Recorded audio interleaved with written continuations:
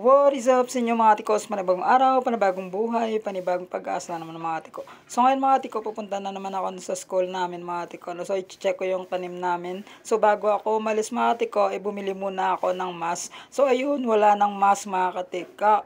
At ayun mga tiko, nakabiyahe na tayo at nakasabay ko pa nga yung mga nag-evacuate sa may yung mga evacuation centers no mga tiko. Andyan sila Yan, nakita niyo naman nasabay ko sila mga tiko sa biyahe. At hindi talaga mawawala mga tiko, mga gaod sa aking at talagang andito ako nagbo-voice over sa bahay. Tapos yung mga gaod na mga voice, tingnan niyo naman, naririnig niyo ba yung mga may mga motor na may nagkasagit, may nag-aarabot, sinyo da. At charot-charot lang mga katiko. So yan, biyahe na ako dyan mga tiko. So napapaisip ako paano kaya tayo makakatulong, no?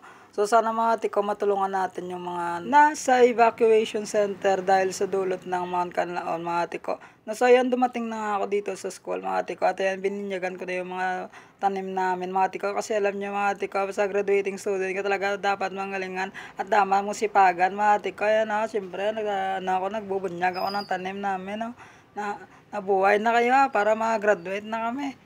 Bilisan nyo para makatulong na tayo sa iba. Kasi hindi tayo makatulong kasi nga ayun, yung pera natin sakto lang sa sa ating mga bayaran. Maraming babayaran pero sige lang, okay lang, kaya Japon. Padayon lang ya. Let's go. Yes naman, patuloy lang talaga sa pangarap mga tiko. So kahit anumang hirap yung mapagdaanan natin, wag lang tayong sumuko mga tiko. So magpatuloy lang tayo mga tiko. At ayun, lumabas na kami dito mga tiko. At ayun, nakikita ko mga dito yung mga nag-evacuate mga tiko. So andito sila So mga tiko, baka meron kayong mga extra dyan, extra clothes, extra damit. Clothes nga, damit pa. So may mga tubig din kayo dyan. So ibibigay natin sa mga evacuees. Kasama ko yung mga klase ko dyan. Sila Kenneth. Ayan, nakikita nyo dyan mga katiko. Dahil tubig at syempre pagkain talaga ang kinakailangan nila mga katiko. So yan, mabas nga ako dito at pinidyoan ko pa mga katiko bago ako umalis mga katiko. So baka naman mga katiko, makatulong tayo sa kanila mga tiko. So andito lang sila sa planter sa school namin mga tiko. Sa may Kubay, punta na kayo dito mga tiko At yun nga, nasa labas ako mga tiko. So naghihintay ng sasakyan natin. Nadaanan pa tayo ng owner ng Rumbinis Cafe. So pinasakay niya tayo mga tiko. So thank you so much sirs.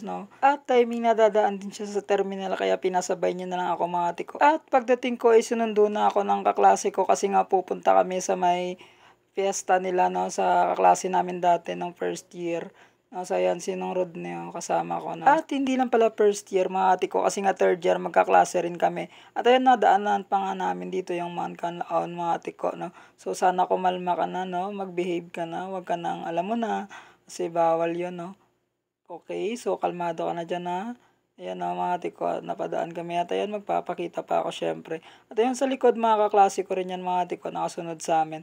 Ayan, sinong ni Panginakasan ko sa kanyang motor mga tiko. Pupunta na kami doon sa kanila ni Angel. So let's go. At nakarating na kami dito sa kanila Angel mga tiko. At ayan, kasama ko sila John Ray. At syempre sila nung Rodney. At ayan, pinaghainan na kami nila ni Angel. So ayan, sinong Rodney nagpapapogi pa. Talagang pogi naman Uy, ayan, isa pa. At ayan nga si Angel, siya po yung may-ari ng bahay. So siya po yung nag-invite sa amin dito sa fiesta nila. At ayun, syempre kain na kami mga tiko. Ito, sinabihan niya pa kami na wag na daw kaming umuwi. Kasi nga may tagay pa daw pagtapos ng kain. Kaya sabi namin wag na, hindi na kami tumatagay ngayon. At pag uwi, akala ko ba uuwi na ako? Hindi pa pala kasi nga birthday ng tita ni Nong Rodney So ayun, nakikikain pa kami dito kahit busog na busog kami, kumain pa kami talaga ulit At ayun na nga mga tiko, busog na busog tayo Thank you so much ng Rodney At syempre kay tita din sa birthday niya. At ayun, natapos na ngayon. At ayun, pumunta na ako sa may Valladolid mga tiko kasi nga opening of lights. Pero hindi ko naabutan yung opening of lights mga tiko